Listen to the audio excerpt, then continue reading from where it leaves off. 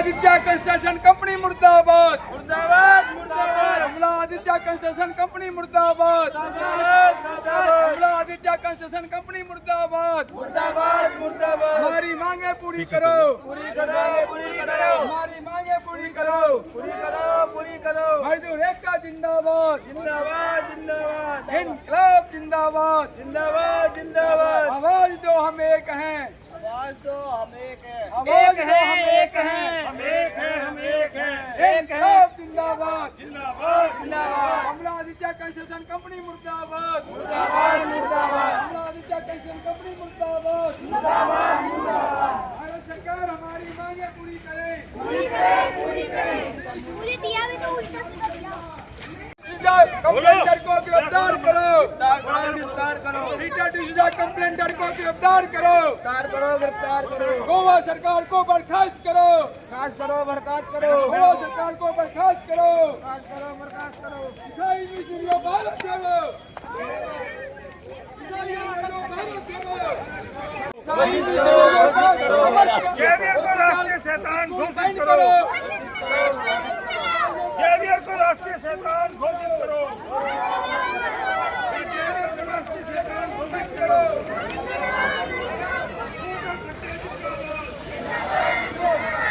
बहुत सुना होगा आपने कि देश में बुलडोजर का राज चल रहा है, बुलडोजर न्याय कर रहा है, बुलडोजर कानून की बात कर रहा है। लेकिन क्या हो अगर वो मजदूरों का हक दिलाने के लिए बुलडोजर चलने लगे? क्या हो कि अगर वो बुलडोजर का रुख बदल जाए? क्या हो उस बुलडोजर की दिशा बदल जाए? मजदूरों की हम बहुत बात करते हैं, बुजुर्गों की हम बहुत बात करते हैं, समाजवादी लेबर फ्रंट से और अटल जनशक्ति पार्टी से बम बम महाराज को आप जानते हैं कितने मशहूर व्यक्ति हैं जो लगातार मजदूरों के लिए काम करते रहते हैं। बड़ी बड़ी कंपनियों को इन्होंने नाको चने चबा दिए। लेकिन अब लड़ाई थोड़ी बड़ी है, अब लड़ाई किसी कंपनी से नहीं है, अब लड़ाई सीधी सरकार से है।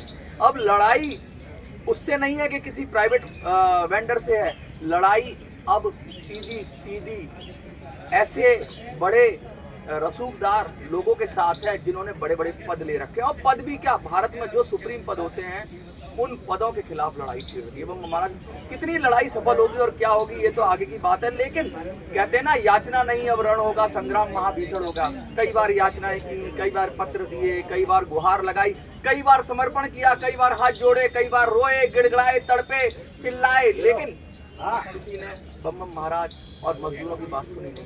आज इतने रोष में जंतर मंतर पाए इन्होंने, आप देखेंगे विजुअल्स में देखेंगे कितना बड़ा प्रोटेस्ट किया, सैकड़ों हजारों की संख्या में लोग थे और मजदूर अपनी बात कर रहे थे, महिलाएं थी और बहुत गुस्से में थे।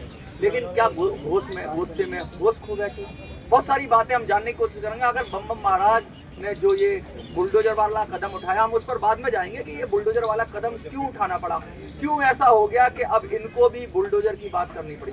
बम महाराज, सबसे पहले तो आपका परिचय जैसे आप देते ही हैं, लेकिन आज जंतर मंतर पे क्या हुआ? क्या ये सब्र की बात टूट गया आपका? देखिए, सबसे पहले तो दर्शकों को अपना पता और परिचय देना आवश्यक है कि यहाँ बहुत सारे पीड़ित हैं और पीड़ित हम तक नहीं पहुँच पा रहे हैं। ये शिकायतें आती हैं, कोई उनको नाम पता बताता नहीं, जिसको नाम पता होता भी नहीं बताता। इसलिए मैं अपने दर्शकों को, अब पीड़ित मजदूरों को, व्यक्तियों को, परिवारों को अपना नाम बता देना चाहता हूँ। मेरा नाम बम महाराज नौटिया हुआ, राष्ट्रीय अध्यक्ष अटल जनशक्ति पार्टी और महासचिव समाजवादी लेबर फ्रंट यूनियन का। मेरा मोबाइल नंबर है 99 53 79 34 13। एक बार दोबारा मैं मोबाइल नंबर बोल देता हूँ, 99 53 79 34 13। अब रह गया आपका सवाल और बुलडोजर जब सरकार के लिए न्याय का स्वरूप हो सकता है, तो फिर आम जनता, आम पब्लिक, आम मजदूर, आम भवन निर्माण सप्लायर के लिए भी बुलडोजर न्याय का साधन होना चाहिए। और इसी कड़ी में हमने आज भारत सरकार के राष्ट्रपति को, उपराष्ट्रपति को, प्रधानमंत्री को, गृह मंत्री को कानून मंत्री को, श्रम मंत्री को, सुप्रीम कोर्ट के मुख्य न्यायाधीश को, दिल्ली हाई कोर्ट के मुख्य न्यायाधीश को, पुलिस कमिश्नर को, उपायुक्त नई दिल्ली को, इन सब को बाकायदा ज्ञापन भेजा है और उनसे मांग किया है जो कमला आदित्य कंस्ट्रक्शन कंपनी के खिलाफ इसी जंतर मंतर से अनेकों बार ज्ञापन 2025 से लगातार, जिसका आपकी मीडिया भी साक्षी है, ये जंतर मंतर भी साक्षी है, सरकार को भेजा गया और उनको भेजने के पश्चात सरकार की लापरवाही कहिए, ये नपुंसकता कहिए या मजदूरों के प्रति घरजाली आंसू कहिए, मैं मोदी जी से पूछना चाहता हूं कि आप जिस मजदूर के पीठ पर हाथ रखे, चाय पिए, उनको हौसला दिए और उसी मजदूर का मजदूरी के लिए आपके पास गिरगिराना पड़ रहा है, जंतर मंतर पर लगातार 2025 से आना पड़ रहा है, आपके नाक के नीचे सेंट्रल विस्टा का निर्माण होता है और आप उस मजदूरों का पैसा कमला आदित्य कंस्ट्रक्शन कंपनी से नहीं दिला पाते हैं, उस मजदूरों का पैसा एनबीसीसी से एशियन कंस्ट्रक्शन कंपनी से नहीं दिला पाते हैं, उस मजदूरों का पैसा विपुल गर्ग से जम्मू कश्मीर फंसा हुआ नहीं दिला पाते हैं, उस मजदूरों का पैसा समुजा वाले से नहीं दिला पाते हैं, उन मजदूरों का पैसा एनकेजी इंफ्रा से नहीं दिला पाते हैं। आखिर ये क्या है?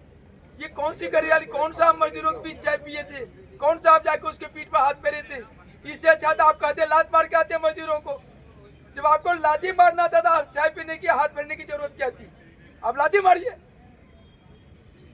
आदरणीय मोदी जी, अटल जनशक्ति पार्टी वाजपेयी जी के विचारों पर आधारित पार्टी आपका बहुत इज्जत करता है, भाजपा का बहुत इज्जत करता है, क्योंकि वाजपेयी और भाजपा दोनों एक सिक्के के दो पहलू हैं, ये एक दूसरे से अलग नहीं हो सकते। मैं भी अपने को अलग नहीं मानता, आप ऐसे जो मान रहे हो या नहीं मान रहे हो, लेकिन हम अपने को अलग नहीं मानते। लेकिन जहां भाजपा गलत करेगी, जहां भाजपा सरकार गलत करेगी, जहां मोदी जी की सरकार गलत करेगी, वहां मैं चुप नहीं बैठ सकता। मेरे अंदर अटल बिहारी वाजपेयी जी का विचारधारा है, संकल्प शक्ति है और हम चुप नहीं बैठ सकते। हम आपको बराबर ताकीद करते रहेंगे। इसी सिलसिले में मैं आपको आज के ज्ञापन में 15 जून 2026 तक का टाइम दिया हूं। अगर 15 जून 2026 तक का टाइम में कमला आदित्य कंस्ट्रक्शन कंपनी से और अलग अलग कंस्ट्रक्शन कंपनियों से, जैसे गुरुओं का भी कंस्ट्रक्शन कंपनी है, टेक्सपेयर कंस्ट्रक्शन कंपनी जिसका मालिक राजन है, इन सभी से, आईआईटी की भी बात की, आईआईटी, एनबीसीसी, आईआईटी, इन सभी से पैसा नहीं दिलवा देते हैं मजदूरों का, तो मजबूर होकर जब आप जनता पर बुलडोजर चलाएंगे, उनका घर गिराएंगे, तो आपका उपराष्ट्रपति कार्यालय का काम किए हैं, वहाँ मजदूरों का मेहनत पर खून पसीना लगा है, वहाँ भवन निर्माण सप्लाइयों का ईंटा लगा हुआ है, वो ईंटा को खोदने के लिए, ईंटा को राष्ट्रपति उपराष्ट्रपति कार्यालय सचिवालय से निकालने के लिए सचिवालय गिरा दोगे आप? बिल्कुल गिराएंगे, बुलडोजर लेकर। अटल बुलडोजर, अटल जेसीबी नाम रखा हूँ बुलडोजर का, अटल बिहारी वाजपेयी बुलडोजर नाम रखा हूँ जेसीबी का, अटल बिहारी वाजपेयी। डर नहीं लग रहा आपको? किसी प्रकार का डर तो वो डरता जो मर गया है, वो डर गया है। जिंदा पुरुष को कभी डर नहीं लग सकता, जनता चला सकती और है। अटल बिहारी वाजपेयी जी वो पुरुष थे कि 2 से 180 आए और भाजपा को आज केंद्र में पूरा विश्व में पहचान बना दी, वो वाजपेयी जी थे। उनको डर कैसा लग, जब उनको डरने लगा तो उनके ताकत पर चलने वाला, संकल्प पर चलने वाला बम महाराज नौटिया को किस बात का डर लग सकता है? हमें कोई डर नहीं लगता। नहीं तो सीधा टकरा रहे हो सत्ता के शीर्ष पर बैठे हुए लोगों से। बिल्कुल, हम सत्ता के शीर्ष पर वाजपेयी जी भी टकराए थे कांग्रेस जैसी निरंकुश सत्ता के शीर्ष पर। ये तो फिर भी कांग्रेस जैसा निरंकुश नहीं है मोदी जी, ये बात तो तय है। कांग्रेस जैसा नहीं, आपके दिल में मोदी है और फिर बुलडोजर की भी बात करते बात हो। ये है, तो करते क्यों नहीं मोदी जी आपके? अगर इतने ही प्रिय हैं तो। वो बात प्रिय तो है, लेकिन ये ब्यूरोक्रेट जो है ना, मोदी जी सारा काम खुद नहीं करते हैं, करता है ब्यूरोक्रेट। तो ब्यूरोक्रेट जो है वो कांग्रेस मैंडेट है, वामपंथी मैंडेट है। सारा हिंदुस्तान में अभी ब्यूरोक्रेट कांग्रेस और वामपंथी मैंडेट है, जो इनको सही दिशा से चलने नहीं दे रहा है। लेकिन लगातार मेरा प्रयास उन तक जरूर पहुंचेगा, और ये बात तो जरूर पहुंचेगा जो 19 तारीख को बम महाराज नौटिया अटल जनशक्ति पार्टी की ओर से अटल बिहारी वाजपेयी नाम का बुलडोजर और जेसीबी लेकर उपराष्ट्रपति सचिवालय में जो काम किया है, जो मजदूरों का पैसा बकाया है, जो खून पसीना लगा हुआ है और वो पैसा नहीं दिया है, वो ईंट को गिराने के लिए आएंगे। चाहे परिणाम जो भी निकलेगा वो देखेंगे। लेकिन जब बुलडोजर ही न्याय करता है, यूपी में बुलडोजर का न्याय होता है, बंगाल में बुलडोजर न्याय चालू हो गया है, दिल्ली में बुलडोजर न्याय कर रहा है, अन्य सब स्टेट में बुलडोजर न्याय कर रहा है। तो सरकार से न्याय मांगने के लिए भी सरकार के खिलाफ बुलडोजर और जेसीबी न्याय करेगा। वो पब्लिक का बुलडोजर होगा, वो वाजपेयी जी का बुलडोजर होगा, वो अटल जनशक्ति पार्टी का बुलडोजर होगा। ये कितनी गंभीर बात कह रहे हैं कि जब न्याय व्यवस्था चरमरा जाती है और न्याय व्यवस्था से न्याय नहीं मिल पाता तो बुलडोजर खड़ा होता है। और बुलडोजर देखिए, बुलडोजर अपने हिसाब से सब लोग बुलडोजर न्याय की बात कर रहे हैं। जब मुख्यमंत्रियों के हाथ में बुलडोजर आता है तो वो अपना न्याय की बात करते हैं, उस तरह से न्याय देने की बात करते हैं। लेकिन अगर जनता के हाथ में भी बुलडोजर आ गया तब क्या? क्योंकि जनता के ऊपर बुलडोजर चलता है कैसे कि एक जनता का वर्ग है, दूसरा वर्ग में जनता ही जनता पर बुलडोजर चलता था। लेकिन ये पहली नई बात आ रही है कि सरकार पर, सत्ता पर बुलडोजर चलाए। हमने तो यही सुना था बम महाराज की सत्ता पर बुलडोजर चलाने के लिए वोट एक आपका अधिकार है कि वोट की चोट से आप सत्ता पर बुलडोजर चला देते थे और सत्ता उखाड़ के फेंक देते थे। अब ये जो नया बुलडोजर आप कह रहे हो तो आपकी तो पॉलिटिकल पार्टी भी है, क्यों ना सत्ता से उखाड़ के फेंको? ये बुलडोजर वाला क्या मतलब है? क्या गुस्सा है मजदूरों के अंदर? आखिर क्या है? क्या ये बुलडोजर ऐसा तो नहीं कि सिर्फ सिंबोलिज्म के लिए कर रहे हो, वास्तव में आपका बुलडोजर चलाने की हिम्मत ही ना हो या ना ही करें? क्या कहेंगे आप? सबसे पहले तो आपने जो हिम्मत की बात की है ना, अगर हिम्मत नहीं होता तो ये लिख के जंतर मंतर की जमीन से और सरेआम मीडिया के बीच में और सबको ज्ञापन लिखित में साइन हस्ताक्षर करके नहीं भेजा होता। अच्छा, मैं जो कहता हूँ वो अब आर पार के मूड में आ गए आप। मैं जो कहता हूँ वो करता भी हूँ। हाँ। और मैं खुद जो में नहीं हूँ, जो नहीं कहते वो एकदम करते हो। मैं खुद में नहीं हूँ। हाँ। मैं इस देश का, मजदूरों का, किसानों का, शोषितों का, विरोधों का, उनका मैं धरोहर हूँ। इस देश की आज़ादी का धरोहर हूँ। इस देश की गुलामी की हर तस्वीर को मिटाने का मैं धरोहर हूँ। 140 करोड़ भारतीयों का मैं धरोहर हूँ। और वो धरोहर कभी कमजोर नहीं हो सकता, उनकी बुनियाद कमजोर नहीं होती, वो हारा हुआ या डरा हुआ नहीं हो सकता। बहुत बड़ी बात कही इन्होंने। मन के हारे हार है और मन के जीते जीत। अगर मन से आदमी हार जाता है तो वो संघर्ष छोड़ देता है। आज मजदूर लोग खड़े हो गए हैं कि आर पार की लड़ाई में आपने देखा ही था। लेकिन ये बहुत खतरनाक है, सत्ता के लिए भी, शासकों के लिए भी और व्यवस्था के लिए भी। कहीं ऐसा ना हो कि आपकी व्यवस्था अगर न्याय नहीं दे पा रही है तो इस व्यवस्था को ही उड़ा दिया जाए। ऐसा ना हो कि आपकी सत्ता अगर न्याय नहीं दे पा रही तो सत्ता को ही उड़ा दिया जाए। क्योंकि जनता जनार्दन है, जनता भगवान है और जनता ही सबसे ऊपर है। और जनता के काम अगर नहीं हो रहे हैं, उनको न्याय नहीं मिल पा रहा है तो व्यवस्था के खिलाफ तो लोग खड़े होंगे। आज ये बुलडोजर की बात कह रहे हैं, कल कोई और खड़ा हो जाएगा और सच में क्या पता क्या से क्या हो जाए। समय रहते चेत जाना चाहिए, नेताओं को समझ जाना चाहिए कि भाई इतना निर्बल को ना सताइए, जाकी मोटी हाय, और एक बार पड़ जाए तो बुलडोजर चल जाए। तो बुलडोजर कहीं जनता ना चला दे, ये जरूर ध्यान में रखना चाहिए। और कहीं जनता बुलडोजर लेके चल पड़ी तो फिर देश के अंदर क्या होगा आप यही जानते हो। और मैं तो बस इतना ही कहूँगा। कुछ और दो साथी आपके साथ हैं, इनका भी परिचय करा दीजिए। हमारे आदरणीय मुन्ना लाल जी हैं, टाइलपत्र ठेकेदार हैं। ये हरीश प्रजापति जी ये टाइलपत्र ठेकेदार हैं। इन्होंने टेक्स्ट पेयर कंस्ट्रक्शन कंपनी है ये गुरुओं में, जो गुरुओं सेक्टर 14 में बारात घर का काम किया है। इन्होंने सारे टाइलपत्र नीचे से ऊपर तक लगाए हैं। इनके भी पैसा नहीं दिए हैं। बीच में हमारी बातचीत भी राजन से, उन्होंने कहा मेजरमेंट करके पैसा दे देंगे। हमने कहा MB को देख के पैसा दे दो। उसने कहा जी ठीक है दे देंगे। लेकिन पिछले संडे को हम लोग गए थे, लेकिन उसके बाद आज हो गया शुक्रवार, 5 दिन कोई जवाब नहीं दिया है। अब मुझे लगता है कि एक बुलडोजर की दिशा को सेक्टर 14 हरियाणा गुरुग्राम में भी हमें लेके जाना पड़ेगा और उस जगह जहाँ हम टाइल पत्थर लगाए उसको उखाड़ कर लाना पड़ेगा। और खट्टर अच्छा, ये बुलडोजर विकास नहीं करेगा, अपना माल निकाल के लाएगा। नायब सिंह सैनी सरकार को, हरियाणा के मुख्यमंत्री को ये बात बताना पड़ेगा। वैसे मेल भेज रखा हूँ, लेकिन बुलडोजर के लिए अभी नहीं भेजा हूँ। लेकिन मुझे लगता है अगर राजन ठेकेदार से पैसा नहीं मिला तो ये बुलडोजर की दिशा गुड़गांव की और सेक्टर 14 को भी हमें करनी पड़ेगी। और मैं ये भी पत्र भेज के बुलडोजर, अटल बुलडोजर लेकर वहाँ पहुँचूंगा। क्या नाम है आपका? मुन्ना लाल जी, क्या समस्या है? समस्या ये जिस सेक्टर 14 गुड़गांव में राजन ठेकेदार जी के यहाँ काम किया था, उसके पैसे अभी मजदूरों को हमें अभी तक नहीं मिल पाए। क्या चाहते हो, क्या अपील करना चाहते हो? यही अपील करना चाहते हैं सरकार से कि हमारी मजदूरी के पैसे हमें मिल पाए। क्या नाम है आपका? क्या समस्या है आपकी? गुड़गांव काम करा 14 सेक्टर में हाँ। राजन ठेकेदार जो मजदूरों के पैसे 8-10 लाख वो अभी तक मिला नहीं है।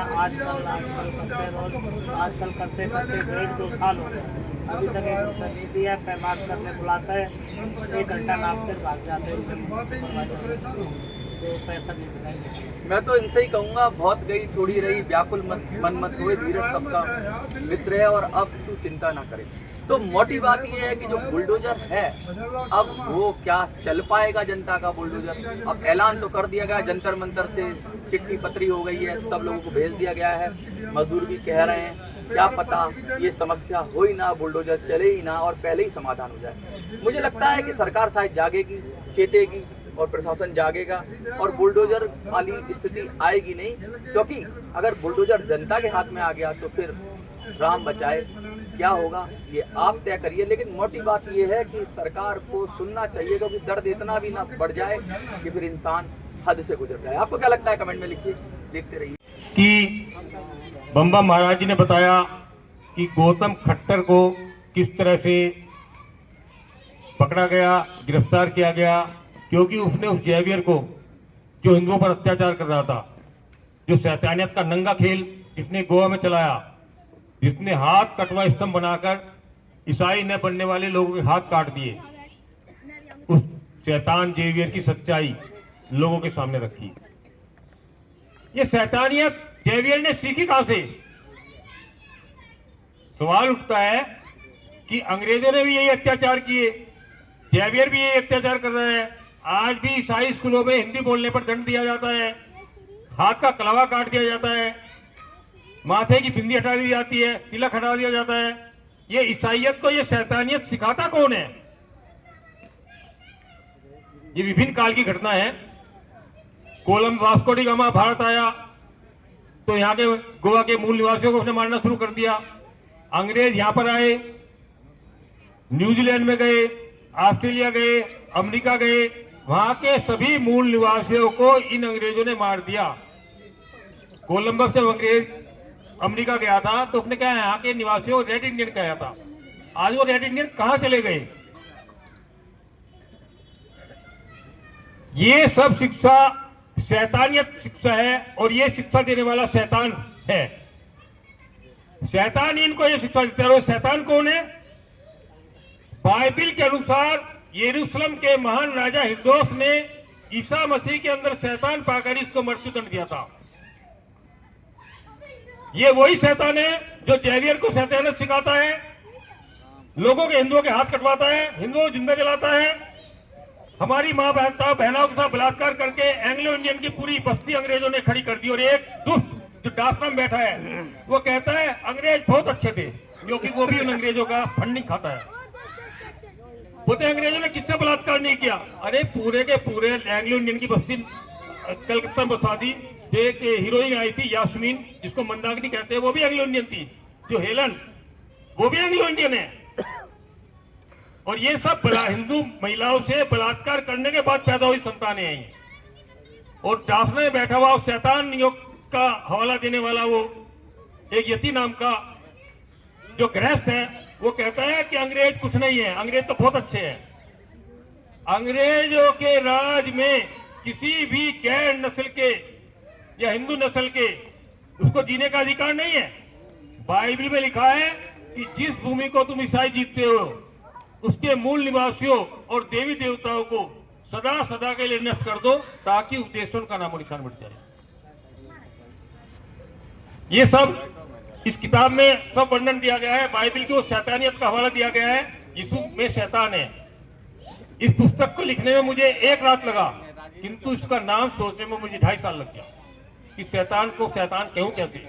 मैं तो जान गया था यीशु मसीह शैतान है। तब मुझे बाइबल की एक लाइन मिली, यरूशलेम से न्याय शास्त्री गए, ये बाइबल मरकुस 3:22 में लिखा है। यरूशलेम से न्याय शास्त्री गए, उन्होंने यीशु को देखा और कहा इसमें शैतान है। तो मैंने इस किताब का नाम रखा यीशु में शैतान है, बाइबल मरकुस 3:22। गौतम खट्टर को जिस तरह से पकड़ा गया, रातों रात उसको हरिद्वार से उठाकर गोवा ले जाया गया, ये अत्याचार है, अन्याय है। और किसके लिए? क्योंकि उसने उस शैतान जेवियर की शैतानियत का पूरा जो नंगा नाच उसने गोवा में खेला था उसका हवाला दिया, उसका विवरण दिया, तो गौतम खट्टर को उठा लिया गया। मेरे भाई और बहनों, ईसाइयत एक शैतानी अधर्म है जिसका नाश करना हर हिंदू का पहला धर्म है। और ए हिंदुओं, यदि तुमने इस शैतानी ईसाइयत का विनाश नहीं किया तो तुम्हारा नाश निश्चित है। जिन लोगों को ईसाई बनाया जा रहा है, ईसाई बना दे। हमारे नागालैंड के हिंदुओं को ईसाई बनाया गया, मिजोरम के हिंदुओं को ईसाई बनाया गया, मेघालय के हिंदुओं को ईसाई बनाया गया, छत्तीसगढ़ के हिंदुओं को ईसाई बनाया गया। बाइबल में कहीं नहीं लिखा है कि तुम गैर नस्ल के लोगों को ईसाई बनाकर अपने मिला लो। उनके लिए इनके शैतान खुदा का आदेश है कि तुम उसको जान से मार डालो। बाइबल मरकुस बाइबल व्यवस्था विवरण अध्याय का 20वीं आयत है, वो कहती है कि जब तुम किसी देश में युद्ध करने के लिए जाओ तो सबसे पहले उस देश के निवासियों को धमकी देना। यदि तेरी धमकी से डरकर वे लोग तेरी गुलामी स्वीकार करते तो वे सब तेरे गुलाम ठहरे, उनसे तू बेगा लेना। किंतु यदि वो देशवासी जहां तुम हमला करने गए हो अपने देश के दरवाजे तुम्हारे लिए नहीं खोलते हैं तो तेरा प्रभु परमेश्वर यहोवा तुम्हारे साथ है। उस देश की संपत्ति को, स्त्रियों को तुम ईसाई लूट लेना, और जो वहां के पुरुष हैं उनको तुम तलवार से मौत के घाट उतार देना। ये कौन कहता है? ईसाइयों का खुदा यहोवा। मैंने एक बार, दिल्ली की बात है, पोप जॉन पॉल यहां आने वाला था। मैंने पोप के लिए यहां पर उसके स्वागत के लिए अग्निवेश नाम का उस शैतान दुष्ट ईसाइयों का एजेंट यहां पर एक मीटिंग बुलाई उसने कॉन्स्टिट्यूशन क्लब में।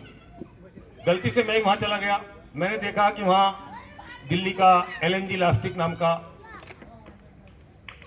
पादरी बैठा हुआ वहां पर मंच पर। गलती से उसने वो सर्वसम्मति से पोप का आने का प्रस्ताव पारित होना था। गलती से उसने कह लिया किसी को कोई कुछ कहना है तो वो सवाल पूछ सकता है। मैंने कहा कि मेरा दिल्ली के आर्कबिशप LNG लास्टिक से सवाल है कि बाइबल में लिखा है, बाइबल के व्यवस्था विवरण अध्याय की आयत 12 में लिखा है कि जिन जातियों को तुम उसके देश से खदेड़ोगे वे ऊंचे ऊंचे पहाड़ों पर, टीलों पर या किसी भांति के हरे भरे वृक्ष के तले जितने स्थान पर अपने देवी देवताओं को पूजते हैं उनको तुम ईसाई पूरी रीति से नष्ट करना, उनकी वेदियों को ढा देना, उनकी लाटों को तोड़ डालना, उनकी असेरा नामक मूर्तियों में आग लगा देना, उनकी खुदी मूर्तियों को काट के गिरा देना, ताकि उस देश से उनका नामो निशान तक मिट जाए। मैंने फिर कहा किसी बाइबल के व्यवस्था विवरण अध्याय की आयत 17 में लिखा है कि जो भूमि तुम जीतते हो उसमें कोई स्त्री पुरुष ऐसा पाया जाए जिसने सूर्य को पूजा है, चंद्रमा को पूजा है या आकाश के किसी नक्षत्र को पूजा है, तो ऐसे स्त्री पुरुष को तुम ईसाई पकड़ लो, नगर के बाहर फाटक पर ले जाओ और इतने पत्थरवारों की कोमल लो। मैंने कहा कि मेरा दिल्ली के आर्कबिशप LNG लास्टिक से सवाल है कि ये तुम्हारा जो परमेश्वर कहते हो ये शैतान है क्या, जो हिंदुओं को मारने का आदेश देता है? उसका मूत्र क्या?